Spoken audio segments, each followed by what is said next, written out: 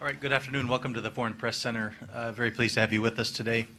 Housekeeping note before we start, the State Department press briefing is at 2 o'clock. We're going to keep this pretty short to allow anybody to get over there that needs to. So we'll have, as usual, opening statements and then a Q&A that I will moderate. We're very honored to have with us today Susan Thornton, who is Acting Assistant Secretary of State for East Asian and Pacific Affairs. To her right is David Helvey, who is performing the duties of the Assistant Secretary of Defense for Asian and Pacific Security Affairs. They'll each make an opening statement. We'll go to Q&A, which I'll moderate. Thank you for being with us today, Ms. Thornton. Morning, everyone, or I guess afternoon already. Thanks for being here. As you all know, Secretary Tillerson and Secretary of Defense Mattis are going to be hosting State Counselor Yang Jiechi and Chief of the Joint Staff, General Fang Fenghui, tomorrow for our first diplomatic and security dialogue, which we're calling for short DSD, the DNSD.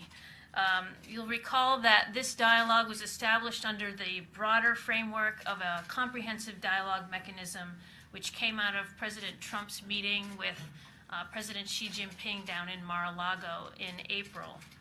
And we hope that this diplomatic and security dialogue will continue that positive momentum from the Mar-a-Lago meeting and set a constructive tone for our three dialogues to come and enable us to deepen our communication and make progress on priority issues.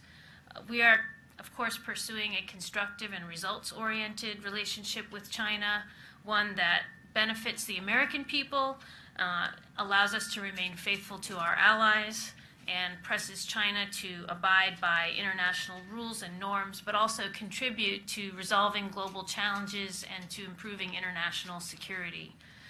Reflecting our desire for a streamlined approach, this diplomatic and security dialogue will focus on key security issues and will be a little bit narrower than our previous strategic and economic dialogue. We will give the top priority, top billing to the issue of North Korea, the DPRK, and we are aiming to advance concrete cooperation with China toward a peaceful resolution of the nuclear and missile threat from North Korea through these talks. We remain committed, of course, to holding North Korea accountable for its flagrant and repeated disregard for multiple UN Security Council resolutions, and which expressly prohibit these programs. We also continue to urge China to exert its unique influence and leverage over North Korea as its largest trading partner, including by fully implementing all UN Security Council resolutions. The two secretaries, Secretary Tillerson and Secretary Mattis, also intend to have discussions with the Chinese about other important strategic issues such as the South China Sea, defeating ISIS, and risk reduction efforts in the military-to-military relationship. We remain committed to a policy that aims to expand cooperation with China where possible while narrowing our differences on key issues. And we, of course, do not expect to resolve all of the differences in a one-day dialogue tomorrow, but we do believe that we can achieve concrete results through this dialogue and that we can help to deepen mutual understanding on these issues. Some of the notes on the order of events: participants will start in the morning and work through lunch, discussing priority topics. And then the press office will have details for all of you on any access to these events, including any press availabilities by the principals after the dialogue. We'll have a break after the working sessions, and then we'll close with a joint dinner among the principals. So with that, I'd like to pass it over to Mr. Helvey. Thank you very much, Susan, and thank you. It is my pleasure to join you and all of you today as we prepare for the first iteration of the diplomatic and security dialogue. As my colleague Susan Thornton described, the diplomatic and security dialogue, or DNSD, is significant. It brings together the diplomatic and defense leaders from both sides, both the United States and China, to focus on those issues that are most critical in the U.S.-China relationship, the region and beyond. Secretary Mattis looks forward to co-chairing this discussion with Secretary Tillerson. This discussion elevates the level of dialogue with the Chinese in a way that, in our view, will enable in-depth considerations of areas of cooperation, as well as ways to manage and narrow the differences between the United States and China on a range of strategic issues that affect both the diplomatic and the defense spheres. In this respect, as Secretary Mattis has said, the most urgent and dangerous threat to peace and security in the Asia-Pacific region is North Korea. The United States and China have a shared interest in a denuclearized Korean peninsula, and given China's unique influence, we seek to deepen our cooperation to realize this outcome, which is in the best interests of peace and security in the region and the world.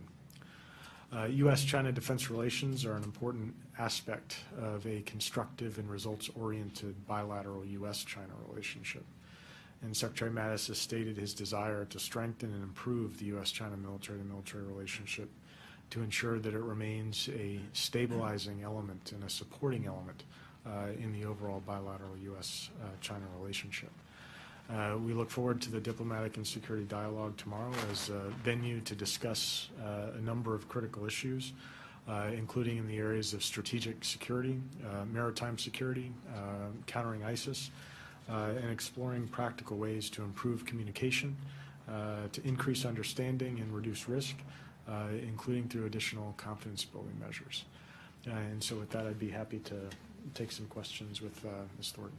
Thanks very much. As always, please identify yourselves and your outlet as you ask your questions. Please keep them to as few parts as possible, which is one part to allow everybody to participate. We'll get our colleague in New York after a couple.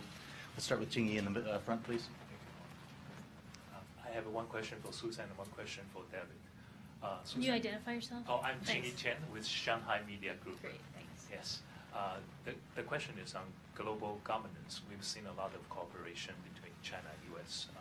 In many fields. So what else field that China and U.S. can explore in terms of global governance in order to improve it? And question to David is about, we see the U.S. is trying to stabilize the region by reaching out to China for the issue of DPRK.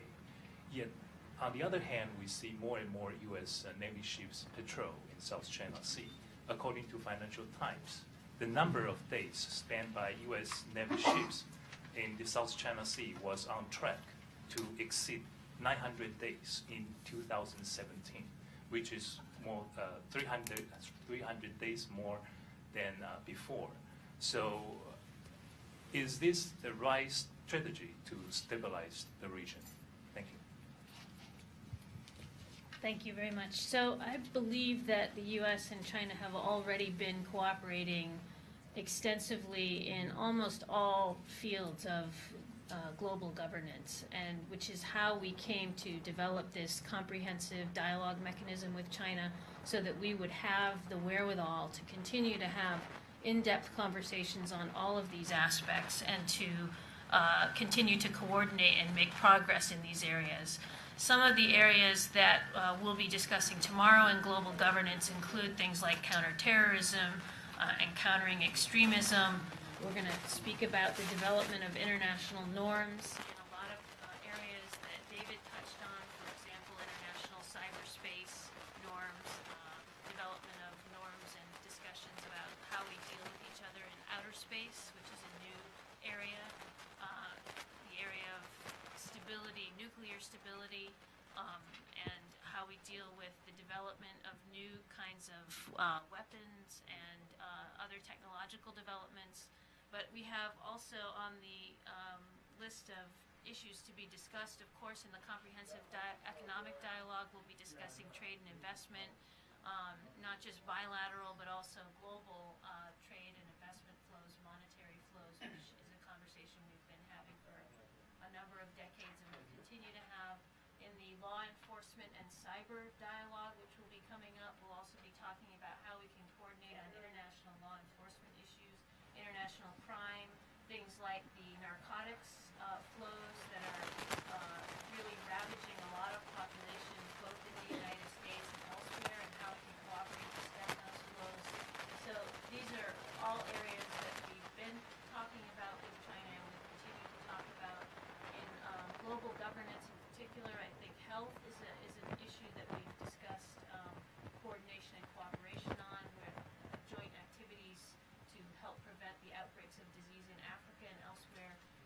think there is no areas of useful coordination that we can have with China, and we'll continue to work on those through all of our discussions, both tomorrow and in the future. Thank you. And with respect to your question, look, we have a common interest with China in cooperating to realize denuclearization on the Korean Peninsula. This is something that is a long-standing area where the United States and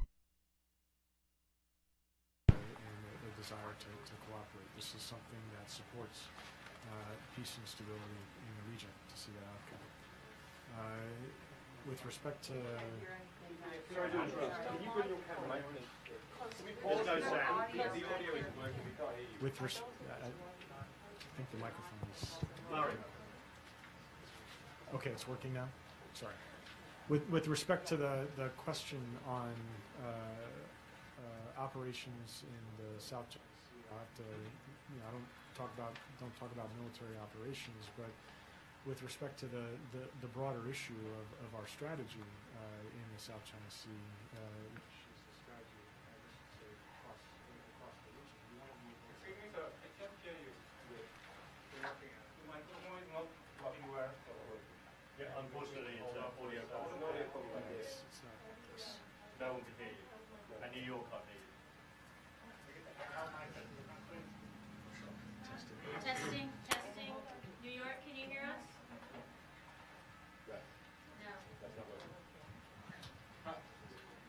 No. Testing, testing. That's working. How about using that microphone? Yeah. So we can just get that over the... That'd be great. Sorry about that, New York.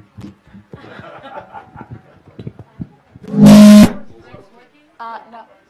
At the beginning. Mark, wanna? Okay.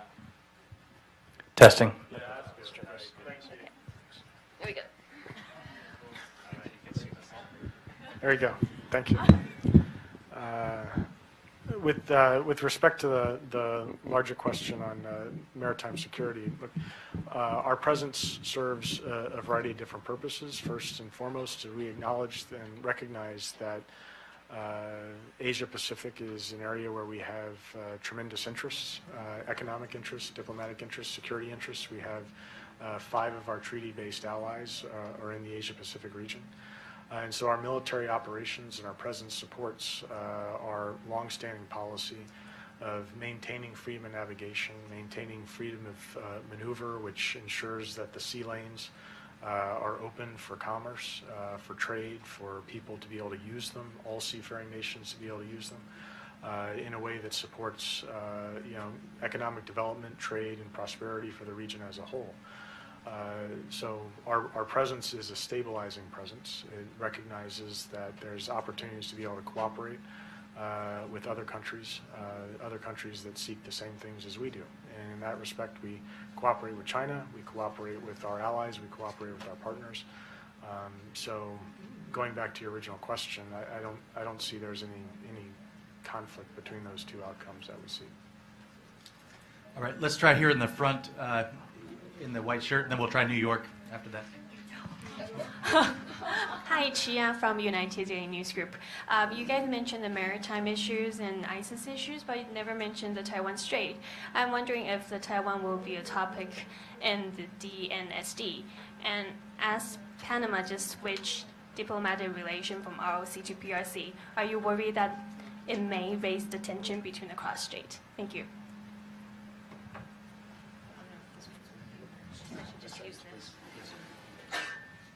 Okay. Yeah, so thank you very much for the question. And of course, as is the case in almost every discussion that we have of this nature with the top-level Chinese delegation, I do anticipate that the topic of Taiwan will be raised. I think it's clear that the United States is committed to our One China policy. Secretary mentioned it again the other day in his testimony. And I think what we're looking for when we will be speaking to the Chinese about it tomorrow, assuming that it comes up, is we are very much interested in the continued stability and peace in the cross-strait area. And we will communicate that, of course, to our Chinese counterparts. And I think we would want to stress that we want to see continuing dialogue and communication between the two sides of the strait in order that there not be any increase in tensions. We think it's very important to have open lines of communication. We don't want to see either side make moves that would be considered destabilizing. In that sense, we've always been opposed to changes in the status quo by either side. But of course, we do have commitments under the Taiwan Relations Act, and we'll make clear that we remain faithful to those commitments as well. And so that would be the sense of what we would want to, I think, communicate in broad brush strokes on this issue. Follow-up? Quickly, please. Thank you, Susan. My name is Dong Huiyu with China Review News Agency of Hong Kong. Last week in a hearing of the House, Secretary Tillerson said that in a big question of U.S.-China relations in the next 50 years is the one China policy, if the one China policy is sustainable. And also Taiwan, South China Sea, and North Korea are all the elements of this complex dialogue. So I just would like you to elaborate this kinds of statement. Thank you. Yeah, so I think it's clear to all of us in the room that the discussions that the United States has with China and the relationship that we have with China is very complex. It involves all kinds of different facets, as I mentioned in response to the earlier question. So there are any number of issues that we're going to be discussing with China, and so of course the ones you mentioned will also come up. I don't detect that the Secretary implied that there was any connection necessarily among those issues, but we do discuss a full range of issues that are of concern to us. So I think that would explain the second part. I mean, the first part is not, I don't think, aimed at questioning or calling into question the U.S. commitment to the one China policy, but more just the practical question of how the situation across the strait will evolve over the longer term. And I think that's something that, frankly, we all watch. We're all concerned about continued stability on that issue, and I think that was what he was meaning in reference to the statement that he made. All right, let's try New York, please. This is Manik Mehta. I'm a syndicated journalist. I would like to address a question in regard to the tragic death of 22-year-old Otto Warmbier, who arrived here from North Korea in a state of coma. Would you say that China could have intervened to prevent the death of Warmbier? And is China willing and able to exercise what you just said, its unique influence on North Korea? Thank you. Yeah, thank you very much for the question. I think you've probably all seen the statements and the remarks that have come out regarding the tragic passing of Otto Warmbier yesterday. I think both the President and the Secretary have made statements, and I would like to refer the specific details to the briefing that's going to be taking place at the State Department shortly with our spokesperson. But I think, obviously North Korea in general will be a big topic of our discussions with China tomorrow. As far as the Chinese intervention to have, whether or not Chinese intervention could have made a manifest difference in what happened to Otto Warmbier, I don't think I should speculate on that hypothetical. But we are, again, very saddened by his tragic passing. I think on the question of China's involvement in the North Korea question, the Secretary and the President have said many times that what we're focused on is getting the North Korean regime to change their calculus about coming back to the negotiating table and in a frame of mind that makes it a possibility to abandon their nuclear weapons and missile programs. And so the Chinese have a similar position that to ours on this issue, They support denuclearization, and they have endorsed repeated UN Security Council resolutions in order to try to increase pressure on the North Korean regime in order to try to get it to change its calculus about what its attitude toward its weapons programs. So I think we've seen some notable cooperation from China in this effort to create this kind of global echo chamber for getting the North Koreans to change their minds. Certainly they've cooperated in passing very tough UN sanctions regimes, including a new sanctions resolution number 2356 just last week. They have also, as you know, announced a ban on the importation of DPRK coal, and they've undertaken a number of other efforts. We've seen all kinds of countries in the international community also step up their own actions in regards to squeezing the North Korean regime's economic lifelines and try to cut back on the possibility of proliferation activity in North Korea. And I think I mentioned some of those efforts yesterday that different countries have undertaken. There are a number of others. We've seen DPRK shipping very much squeezed by refusal of countries to accept DPRK ships into port, squeezing their shipping registry. We've seen visa regimes that used to be much more open to DPRK visitors be slowly winnowed down and eliminated. In addition to some of the things yesterday I mentioned about cutting back on Air Koryo, the national airline of the North Koreans' flights to and from other countries, squeezing on diplomatic presence in other countries. So I think in addition to what China's doing, we're working on getting the entire international community to step up these efforts and try to, at the end of the day, the goal is to try to get the North Korean regime to change its mind about where it's going. And we'll certainly be talking to the Chinese about that tomorrow, and we hope to continue to cooperate with them on these issues. All right, we'll have one or two more questions. Let's do Jen in the blue jacket, please. Thanks, Mark. Jennifer Chen with Shenzhen Media Group, China. I would like to, can both of you shed some light on how two secretaries will link the DPRK issues and the South China Sea in this dialogue with China? And, you know, under the context of increased urgency on Korean Peninsula, will this administration keep the South China Sea matters relatively quiet in order to ensure concrete cooperation, as Susan mentioned yesterday in the conference with China for the peaceful resolution of North Korea issues? Thanks. Yeah, thank you very much for the question. I think, you know, I mentioned in my remarks yesterday and then again today that North Korea, and as David said, is a very urgent national security priority for the U.S. government.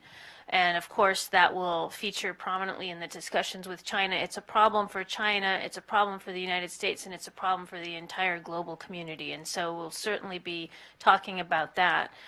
South China Sea is also a high priority issue because none of us wants to see an increase in tensions or an increase in militarization in that region. And I think we're certainly supportive of diplomatic and peaceful resolutions of any disputes in that area. But as Dave mentioned, we have very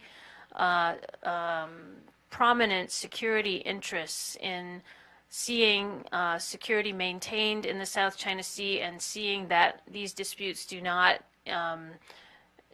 sort of emerge into something more worrisome than what we see today. So I think it's not that these two issues will be linked in any way. They're both issues that are important to both countries, and so of course they merit a thorough discussion, a thorough comparison of where our positions are and what our views are on these issues. And I think you know, we can certainly find common ground on both the issue of North Korea and on the issue of South China Sea, but we want to make sure that our security interests are preserved and maintained, and that countries in the region are operating in accordance with international law and international rules and norms. And I think as long as we do that, since those rules and norms are self-executing, it maintains security and can assure the sort of very important trade routes that run through that part of the world. So I hope that answers your question, but I'll let Dave take his turn at answering as well. I would just say that there's no daylight between Susan's response and the response that I would provide. We don't see a linkage between the two issues. They're two very important issues for both countries, and we look to be able to use the dialogue, an elevated dialogue between the leaders on both sides, to be able to talk about areas where we can cooperate, and also to be able to manage whatever differences that we have. But there's no trade or linkage between North Korea and South China Sea. These are areas that are of critical importance to both countries, and both countries have a shared interest in ensuring peace and stability consistent with international norms and law. So, thank you. Let's do the last very quick one, please, here. Thanks. Zhenghua Lu from South China Morning Post. North Korea is reported by Wall Street Journal last week that the Trump administration asked Beijing to take actions against nearly 10 Chinese companies and individuals to curb their trading with North Korea. This is sources from U.S. senior officials. And wonder where you raise this demand in tomorrow's dialogue with your Chinese counterparts, and where are you two sides on this issue so far? And if U.S. pushes to sanction those Chinese companies and individuals, have you taken into account the scenario that China will retaliate against American companies in China? Thanks. Yeah, thank you very much for that question. So I mentioned in my earlier response some of the areas of coordination and cooperation that we have between the U.S. and China on DPRK, including very close consultation on implementation of the UN Security Council resolutions and sanctions regimes that have been approved by the entire UN Security Council in New York. And we have, as part of implementing the sanctions, exchanges of information with China on an ongoing basis about things that we believe are potential violations of the sanctions designations in connection with those resolutions. This has been an running exchange of information that's been going on for quite a long time. And we have this exchange of information regularly on cases of concern regarding proliferation, not just with North Korea, but with countries around the world. So it's part of our regular kind of non-proliferation dialogue that we have between, the U.S. and China, two very large countries with a lot of manufacturing capability and a lot of trade. So I think that the Wall Street Journal reports that there was this exchange of information on 10 companies is not at all unusual. It's part of our routine discussions, and we will continue to follow up on those discussions and, express our concerns if we see something that's concerning, and the Chinese will express their concerns or whatever information they're able to provide in response. So I think we will have conversations about that regular exchange tomorrow, and it will certainly be ongoing. And regarding the question of sanctioning individual entities, we have undertaken in rare instances, but going back for decades, sanctions activities against entities that we feel may pose a threat to the U.S. financial system or otherwise in proliferation activity, and I would expect we would continue to do that. I don't expect any particular retaliation for that kind of ongoing activity that's meant to protect the U.S. financial system and U.S. sort of interests in these